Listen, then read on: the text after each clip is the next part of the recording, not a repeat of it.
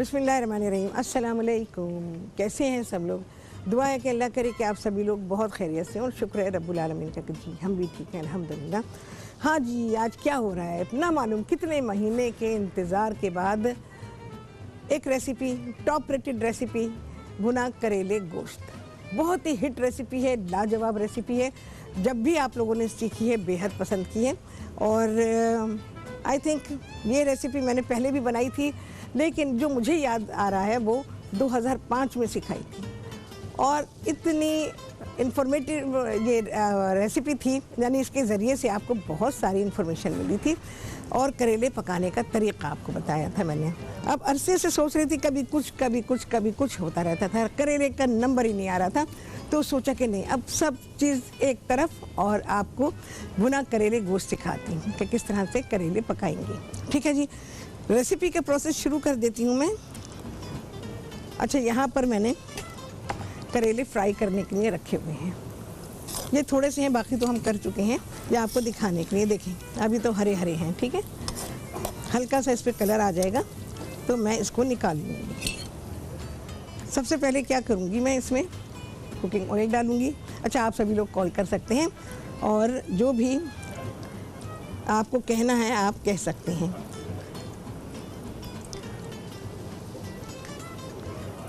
अच्छा, तेल डालते हुए ज़रा सी एहतियात करेंगे, वो इस वजह से कि करेले भी फ्राई किए हैं, प्याज भी फ्राई की गई है, तो उसमें भी ऑयल है। लेकिन करेलों को ऑयल चाहिए होता है, क्योंकि अगर आपने इसमें ऑयल नहीं डाला तो फिर करेले आपके जैसे बनने चाहिए वैसे नहीं बनेंगे। अच्छा जी, साबुत लौंगे हैं और काली मिर्चें हैं, ये मैं इसमें डाल दूँगी। इसके अलावा पिसा हुआ अदरक और लहसुन,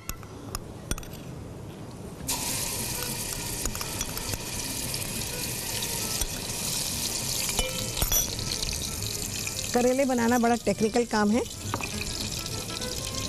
और ये इतने आराम से मैं इसमें डाल देती हूँ। मसाला इसे इन्फ्यूज़ करना है। ओह, चटक पटक हो रही है भाई। थोड़ा सा पानी,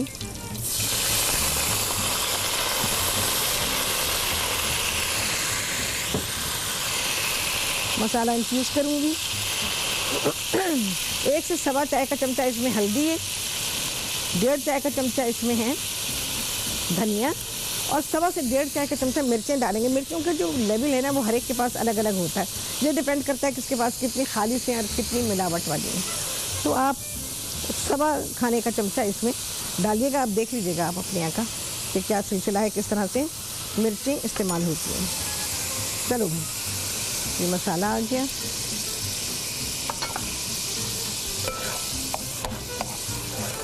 अच्छा, गोश्त यहाँ पे वही गला के रखा हुआ है।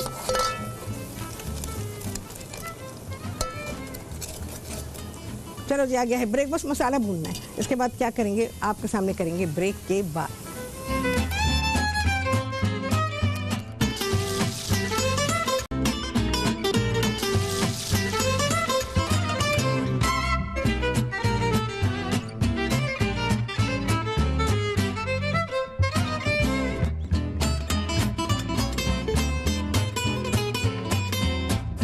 वापसी हो गई है ब्रेक से और आप सभी को कहते हैं बहुत ही खुशामदीद अपने प्रोग्राम में। अच्छा जी, मैंने गोश्त डाल दिया था, तो गोश्त के साथ मसाले को भून लेंगे। जो मैंने आपके सामने हल्दी, धनिया और मिर्चें डाली थी, अभी और कोई चीज़ नहीं डाली है। अब मैं इसमें टमाटर डालती हूँ। 4-5 टमाटर ले लीजिएगा और वो इसमें डाल दीजिए।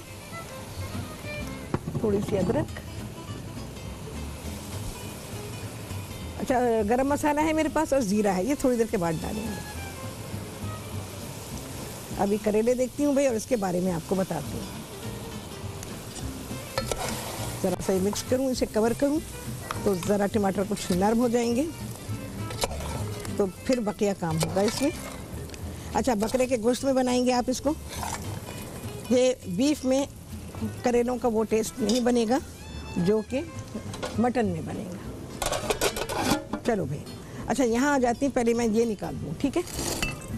सुनहरा रंग होना चाहिए, सुनहरे से ज़रा सा डार्क भी हो जाए तो कोई मसला नहीं है, अच्छा रहता है। कलर देख लीजिए, मैं इसमें डालती हूँ।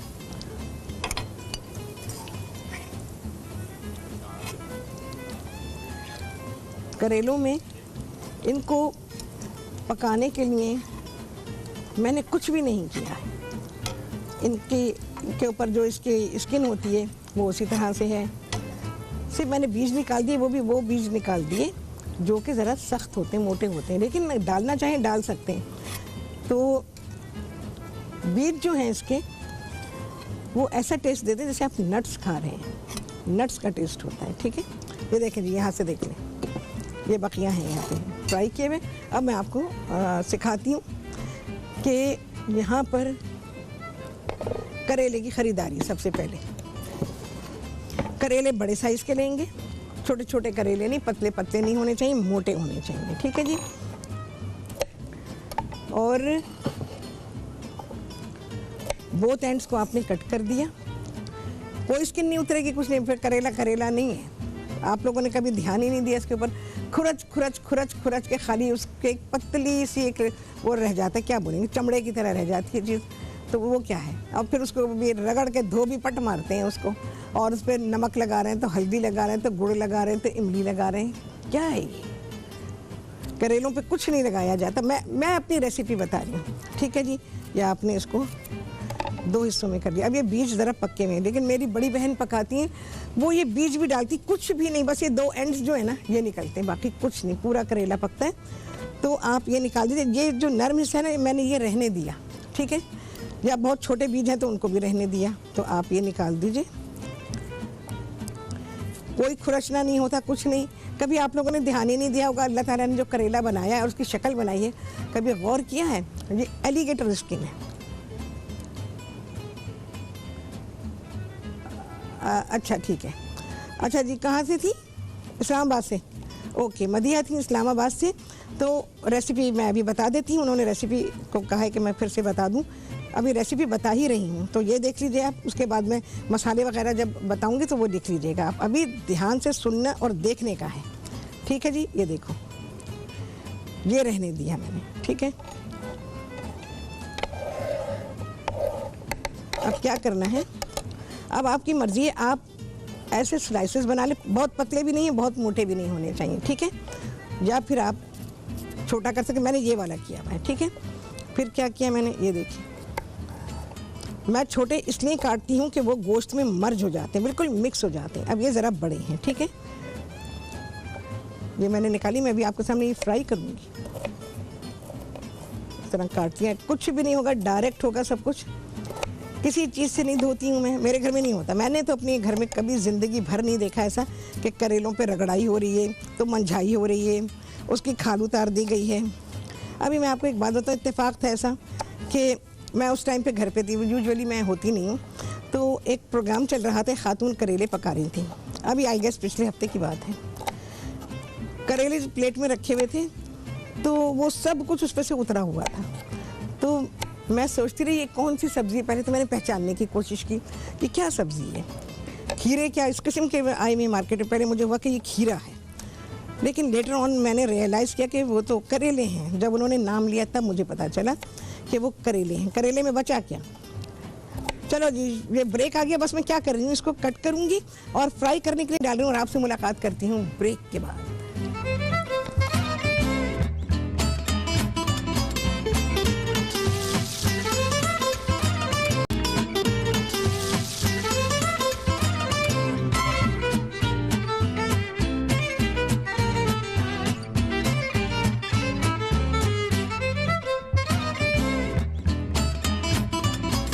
हाँ जी, वापसी हो गई है ब्रेक से, और आप सभी को कहती हूँ बहुत ही खुशामदीद अपने प्रोग्राम में। अच्छा देखें जी, करेले मैंने डाल दिए थे, अब ये डाले गए हैं, ये फ्राई हो रहे हैं। कुछ नहीं किया, आपके सामने डाले, ये सारे करेले ऐसे ही फ्राई हुए हैं। अच्छा, करेले जो है देखिए, इसकी स्किन बेइंतहा फ़ायदेमंद है। फ़ायदेमंद चीज़ तो चली जाती है कचरे में, और जो कचरा होता है वो आप लोग खा रहे होते हैं। अच्छा, यहाँ पर मैंने क्या किया आपके सामने, मैं रेसिपी रिकैप कर रही हूँ। जिन लोगों ने नहीं सुना या नहीं लिखा अभी तक, तो वो लिख लीजिए, लिख लें अपने पास, तो उनके पास बेहतरीन रेसिपी आ जाएगी। अच्छा, इसमें मैंने डाला थोड़ा सा कुकिंग ऑयल डाल दिया। थोड़ा कुकिंग ऑयल इसलिए डाला है कि हमने प्याज को भी फ्राई किया, उसमें भी ऑयल है, और करेले ऑलरेडी ऑयल में फ्राई हो रहे हैं। तो 2-3 जगह ऑयल हो जाएगा, लेकिन करेले को तेल चाहिए होता है। करेले से जब भुन जाते हैं तो उसमें से तेल सेपरेट होना चाहिए। तो इतना आप अपने अंदाजे से डाल लीजिएगा।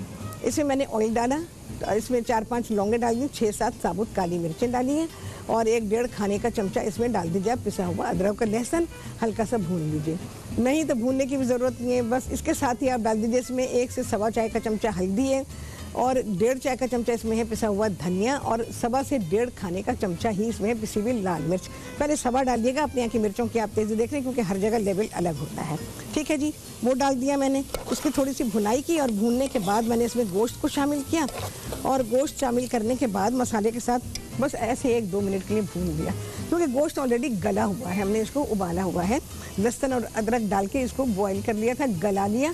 और इसमें करेले गोश्त में कसर नहीं होनी चाहिए, सख्ती नहीं होनी चाहिए, बिल्कुल हलवा नरम होना चाहिए। गोश्त के हड्डी से बस ऐसे ही आपने पकड़ा और वो हड्डी गिर जाएगी, ऐसे होना चाहिए। अच्छा, इसके अलावा फिर मैंने इसमें टमाटर डाल दिए, 4-5 दरमियाने साइज़ के टमाटर ले लीजिएगा। टमाटर अच्छे आए हुए हैं, लाल रंग के टमाटर लीजिएगा और वो स्लाइस करके मैंने इसमें डाल दिए। नमक डाल दिया, ज़रा सी अदरक डाल दी मैंने बारीक कटी हुई। बस उसके बाद से अब इसमें भुनाई चल रही है, ये हम भूनते रहेंगे। इसके बाद जो इसमें स्टेज आएगी वो आ जाएगी, हाँ नमक भी मैंने डाला था, मैं साथ ही डाल रही हूँ भैया।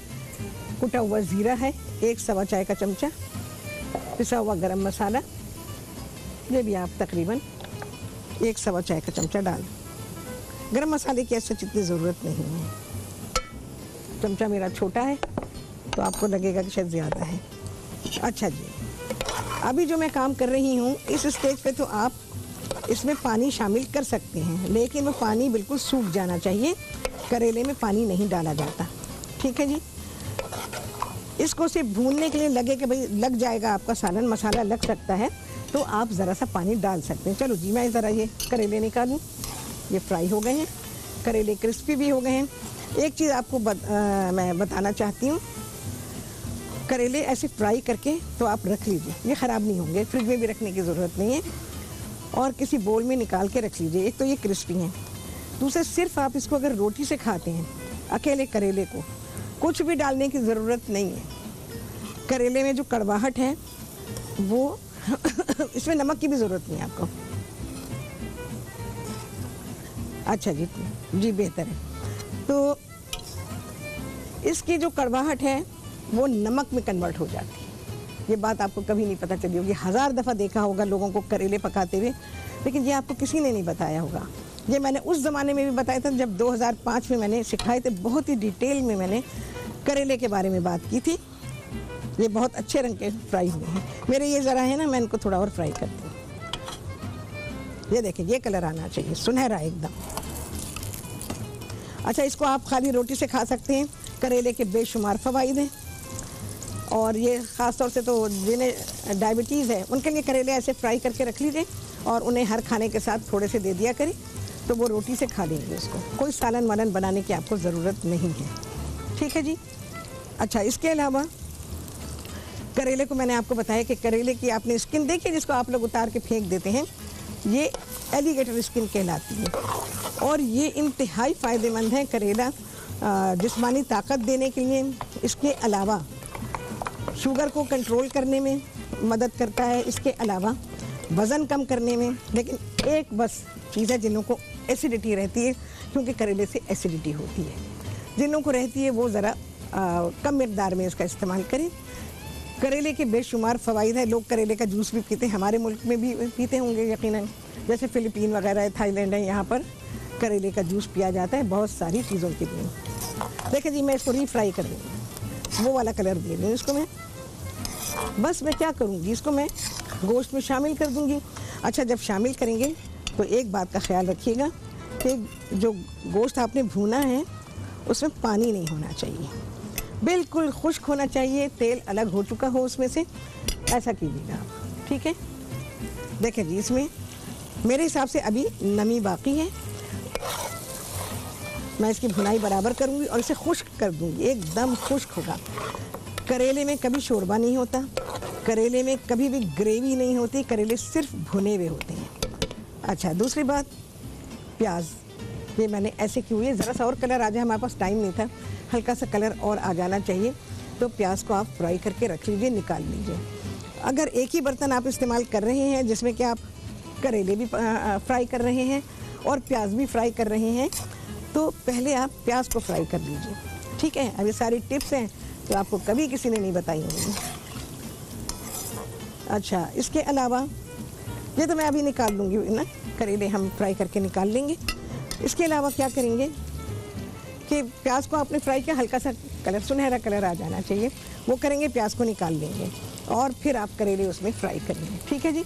तो ये बहुत ही अच्छी टिप आपको मिल गई है। चलिए जी, मैं अब इसमें बकिया चीज़ें शामिल कर रही हूँ।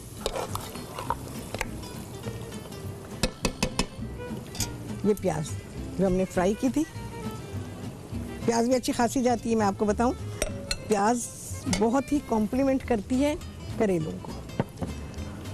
अच्छा, लोग जैसे बहुत सारे लोग हैं तो वो गोश्त की क्वांटिटी ज़्यादा रखते हैं, उसमें करेले 2 या 3 डालते हैं, तो भाई कुछ छिलके में चले गए, कुछ बीज निकल गए, तो करेले में बचा क्या?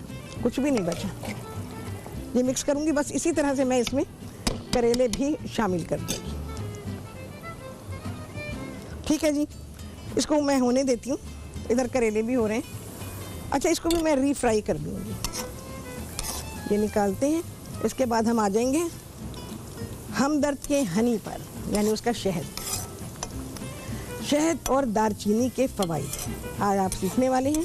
आपको बहुत सारी बातें पता चलेंगी इसमें। हाँ, मुझे क्या बताया था अभी आपने, क्या चीज़? लौकी का हलवा। अच्छा, लौकी का हलवा।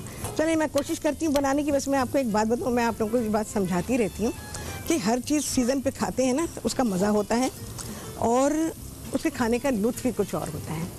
अब लौकी हलवे वाली नहीं है, लौकी में कड़वाहट आ चुकी है, क्योंकि अब हम सर्दी की तरफ जा रहे हैं ना। लौकी गर्मी की सब्ज़ी है, लौकी का हलवा गर्मी में, या शादियों में। अच्छा, शादियों के खाने तो कोई नॉलेज के साथ तो नहीं पकते ना, भाई फरमाइश हो जाती है, अच्छा ये पका देते हैं, ये करवा देते हैं, ये करवा देते हैं, ऐसे होता है बस। वो चीज़ें जो गर्मी में खाई जाती हैं वो सर्दी में खाई जा रही होती हैं, तो इसलिए तो फ़वाइद आपके नील होते हैं बिल्कुल। आपको जो फ़ायदा मिलना चाहिए वो आपको मिल नहीं पाता। तो लौकी का हलवा इंशाअल्लाह अज़ीज़ अल्लाह के हुक्म से मौसम पे बनाएंगे, ठीक है। अब मौसम आ रहा है गाजर के हलवे का, ठीक है जी।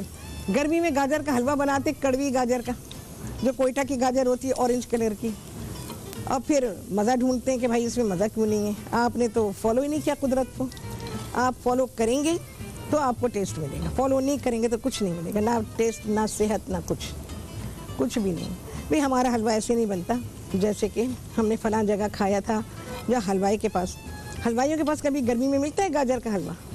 कभी भी नहीं मिलेगा। सर्दी में बनाएंगे। चलो भाई, मैं बकिया करेले भी उनको रीफ्राई कर लेती हूँ।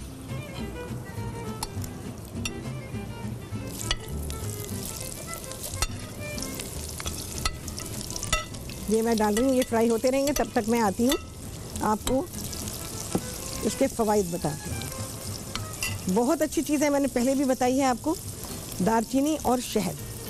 दालचीनी और शहद के लिए क्या करेंगे,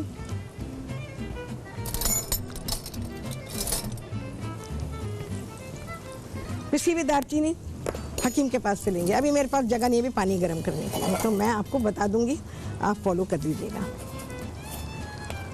शहद और दालचीनी का जोड़ बेहतरीन है, बहुत ही अच्छा कॉम्बिनेशन है।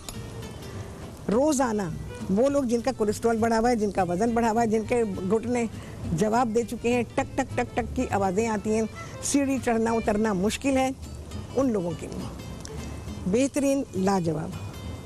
दालचीनी की क्वांटिटी देखें, आधा चाय का चमचा। इसमें नज़र नहीं आ रहा होगा, वाइट प्लेट रखूं? हाँ, ये देखें जी, आधा चाय का चमचा पिसी हुई दालचीनी। घर में पीसने की कोशिश ना कीजिएगा, दालचीनी को मशीन टूट जाएगी। हकीम की दुकान पे जाएं, जहाँ जड़ी बूटियाँ मिलती हैं, वहाँ से आपको पिसी पिसाई दालचीनी मिल जाएगी। अच्छा जी, ये मैं हमदर्द का हनी इस्तेमाल कर रही हूँ, इसमें हमदर्द का शहद। तो इसको आपने इस्तेमाल करना है तकरीबन 2 चाय के चमचे।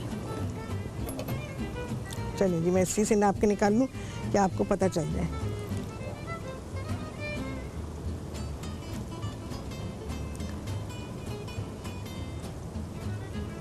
चलो भाई, ये हुआ। अब क्या करेंगे, इसको यहाँ रख देती हूँ, यहाँ से देख लें आप। इसको मिक्स करेंगे, अच्छा सा मिक्स करेंगे, ये पेस्ट की तरह हो जाएगा। अब इसके खाने का तरीका क्या है? नहर मुँह खाना है आपने। जब सुबह उठते हैं, ये फजर के बाद ही कर लें तो बहुत अच्छी बात है। ऐसे जो लोग नमाज के लिए नहीं उठते शायद उठ जाएं, और आपको डबल फ़ायदा हो जाएगा। ये देखें जी, इसको अच्छा सा मैंने पेस्ट बना लिया। ये आपका 1 टाइम का हुआ, ठीक है। तो इसमें से ये आपने पूरा खाना है। आप चाहें तो इसको आप गिलास में डाल सकते हैं, अगर वैसे पी सकते हैं, चाय की तरह पीना चाहें तो। और अगर आप वैसे ही इसको चाटना चाहें, जिसको कि कहा जाता है लऊक, ये मैं हकीमी टर्म जो है वो यूज़ कर रही हूँ, लऊक की तरह से इसको, यानी कि चाटने वाली चीज़ जो है उसे लऊक कहा जाता है। तो कितनी नॉलेज मिलती है ना आप लोगों को, पता भी नहीं होगा किसी को, ठीक है ना। तो उसकी तरह भी आप कर सकते हैं। इसमें गर्म पानी डालें, ऊपर से चमचे से ये लें, मुंह में डालें, गर्म पानी पी लें, या फिर गर्म पानी में इसको मिक्स करके चाय की तरह पी लें, ठीक है, नहर मुँह। चले जी, क्या पैगाम है हमदर्द के शहद का? कहते हैं कि शहद ज़माने कदीम से इंसानी खुराक में इस्तेमाल हो रहा है। हमदर्द शहद 100% खालिस है, जो कि ग़िज़ाइयत से भरपूर और जिस्म को फ़ौरी तवानाई देता है। हमदर्द शहद कुदरती मिठास से भरपूर है और कुदरती तौर पर एंटीऑक्सीडेंट का काम करता है। इसका मुसलसल इस्तेमाल न सिर्फ जिस्म को ताकत देता है, बल्कि एक भरपूर ज़िंदगी गुजारने में मददगार भी है, और इससे मीठे का जायका मज़ीद निखर जाता है। ठीक है जी, खाने के बाद मीठा खाने को दिल चाहे तो शहद चाटें। हमारे नबी सल्लल्लाहु अलैहि वसल्लम का फरमाना है कि शहद को ज़रूर अपनी ज़िंदगी में शामिल करें, क्योंकि ये बेशुमार बीमारियों से महफूज रखता है। अच्छा जी, अब बारी आ गई है करेले डालने की। बस करेले गोश्त तैयार है, ज़रा सा भूनूंगी, ये भी निकाल लूँगी। अभी आपके सामने के फ्राई किए हुए करेले। अच्छा, करेले के टुकड़े बहुत बड़े बड़े ना रखिएगा, थोड़े छोटे होने चाहिए, ताकि गोश्त में एकदम मिक्स हो जाए। करेले के बारे में कितनी सारी चीज़ें बता दी मैंने, अभी तो बहुत बाकी है, पता नहीं प्रोग्राम में कितना टाइम बाकी है। अच्छा जी, ये समझ में आ गया। ये मैंने बहुत अच्छी चीज़ बताई है, पहले भी आप लोगों को बताती रही हूँ। इसे पानी भर लीजिएगा, गर्म पानी लीजिएगा, बहुत फ़र्क पड़ता है, यकीन जाने। मुझे भी ज़रूरत पड़ गई थी एक ज़माने में, आप यकीन जाने मैंने तो हार्डली 3 महीने पिया होगा। इस कदर मुझे इसका फ़ायदा महसूस हुआ कि मेरा दिल चाहा कि मैं सब लोगों को बताऊं। इससे आपके कोलेस्ट्रॉल सबसे बढ़कर, अगर कोलेस्ट्रॉल आपको बढ़ा हुआ, ये उसको इतना कंट्रोल करता है। आप अपनी मेडिसिन लें, बिल्कुल लें, लेकिन जब कंट्रोल में आ जाएं और इसको साथ में लेते रहें रोज़ाना। बेशुमार चीज़ें हैं जिनमें इसका फ़ायदा है। हाई कोलेस्ट्रॉल को कम करता है, बैड कोलेस्ट्रॉल को ख़त्म करता है, और इसके अलावा वज़न ज़्यादा है, वज़न में कमी आएगी, सीढ़ी चढ़ने उतरने में आपको आसानी हो जाएगी। इसके अलावा जिन लोगों के यूरिक एसिड बढ़ा हुआ है, उसमें भी ये काम आएगा। चलिए जी, आ गया है ब्रेक। बस इसमें मैं करेले डालूंगी और इनको थोड़ी सी भुनाई करूंगी। इसके बाद खाना आएगा आप सभी के सामने ब्रेक के बाद।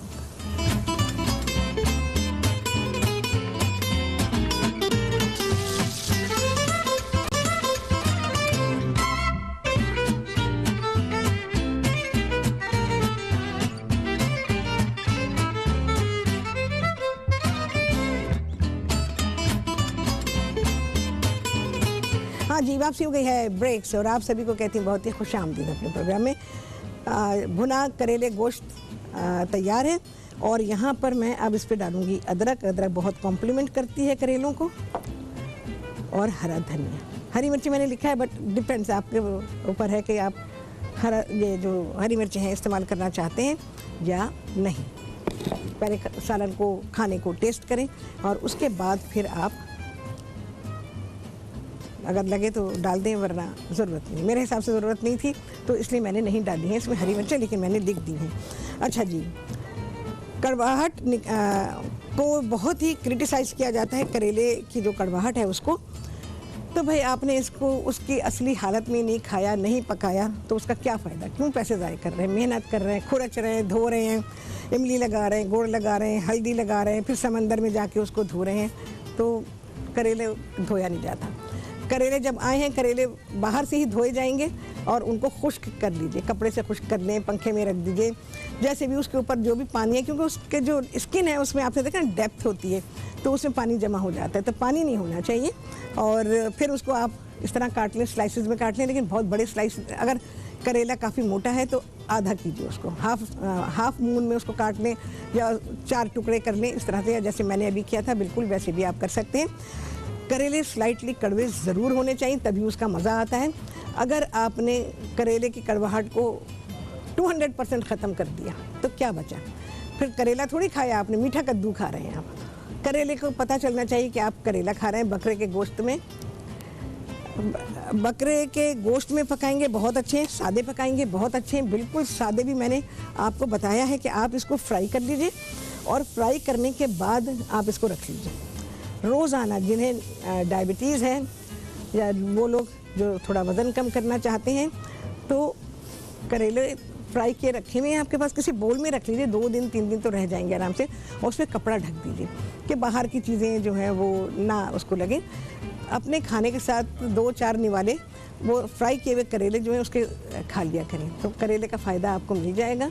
और सालन बनाने से, उसको भुना हुआ बनाने से भी आप बच जाएंगे। सादे करेले भी बनाए जाते हैं, खाली प्याज और करेले बहुत मज़े के बनते हैं। चने की दाल के साथ बनाए जाते हैं, बहुत मज़े के बनते हैं करेले, हर तरह अच्छे बनते हैं।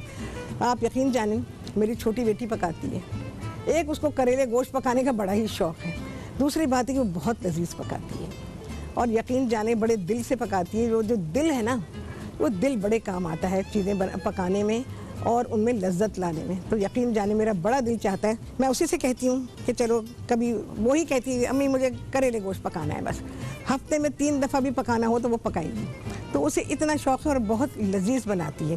तो मैंने भी कोशिश की है कि उसकी तरह से पका लूँ मैं, तो बहरहाल तो सिखाया मैंने ही है उसको। और लेकिन कभी होता है ना कि अपने ही बच्चे होते हैं और हमसे ज़्यादा अच्छा काम कर रहे होते हैं, तो बिल्कुल ऐसे ही करेले गोश्त पकाने में मेरी छोटी बेटी का मैं कहती हूँ कोई सानी नहीं।